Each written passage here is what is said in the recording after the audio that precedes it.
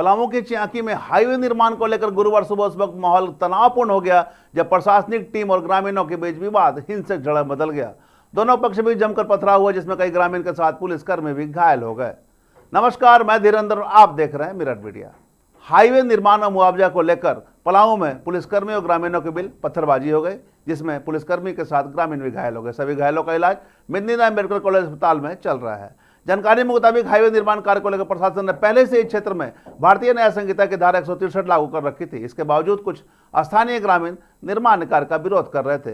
गुरुवार सुबह जब प्रशासनिक टीम निर्माण स्थल पर पहुंची और कार्य शुरू की तो ग्रामीणों और अधिकारियों के बीच कहासुनी शुरू हो गई। देखते ही देखते विवाद बढ़ा और दोनों ओर से पथराव शुरू हो गया। इस घटना में जबकि एक जवान के सर में गंभीर चोट आई है जबकि एक सहायक महिला पुलिसकर्मी के पैर में भी चोट लगी है।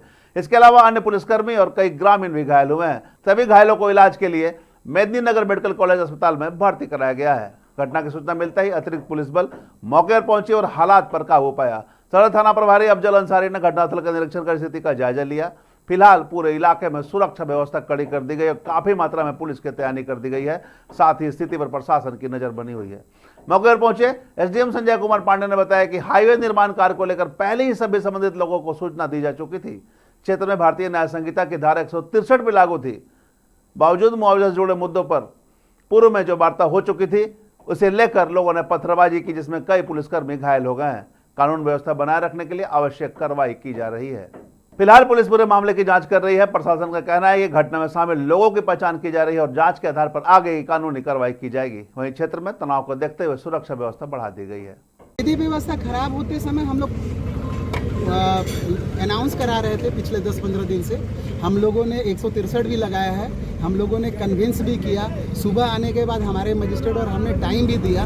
उसके बावजूद वो लोग इसके बहाना को बना करके ओरिजिनल सूट में गए हैं, अंश का बंटवारा नहीं, ऐसे करके वो लोग विवाद खड़ा किया। और कुछ महिलाएं थी जो पत्थरबाजी कर रही थी और कुछ पुरुष उनके सपोर्ट में थे, वो लोग पत्थरबाजी कर रहे थे। महिलाएं के ऊपर महिलाओं के द्वारा पत्थरबाजी किया गया। फिर दाहिने तरफ जहाँ ईंटा और बोल्डर का टुकड़ा टाइप का रखा हुआ था, ब्रिक्स टाइप का, वो इस पार्ट के ग्रामीणों द्वारा चलाया गया। तब जवाबी की स्थिति में फिर नोकझोंक हुई और इस तरह का हुआ। लेकिन हम लोग हर संभव प्रयास किए कि किसी को कोई हताहत ना हो। फिर भी हमारे पुलिस जवान भी 2 घायल है। 2 पुलिस जवान का मोबाइल टूटा है और हम लोगों को खदेड़ा भी गया है। हम लोग भी एक तरह से हम लोग को खदेड़ने का प्रयास किया, जबकि लॉफुल राइटफुल वो अपने जगह पे नहीं। जब ओरिजिनल सूट में आप गए हैं 10 साल तक, निर्णय आपको लेकर के आना है। पैसा आपका एले कोर्ट में रखा हुआ है, हमको लगता है 1,18,28,302 रुपये रखा हुआ है। तो भैया आप अपना निर्णय लेके आएंगे, पैसा लेंगे, लेकिन जगह का तो पोजीशन छोड़ना पड़ेगा। क्योंकि हाईवे आपका आप 48 साल से 10 साल से 5 साल से 4 साल से आप निर्णय नहीं लाएंगे, तो हम तो उसके लिए जिम्मेवार हैं। माननीय न्यायालय का जो आदेश आएगा उसका अनुपालन होगा, लेकिन रोड का काम रोका नहीं जा सकता। ये व्यापक जनहित में करना बहुत आवश्यक है। अब देखना होगा किस तरह की कार्रवाई होती है, साथ ही हाईवे निर्माण और मुआवजे को लेकर क्या कुछ सहमति बनती है। तमाम इससे जुड़ी खबरों से लगातार आपको अपडेट करवाते रहेंगे। बने रहे मिरर मीडिया।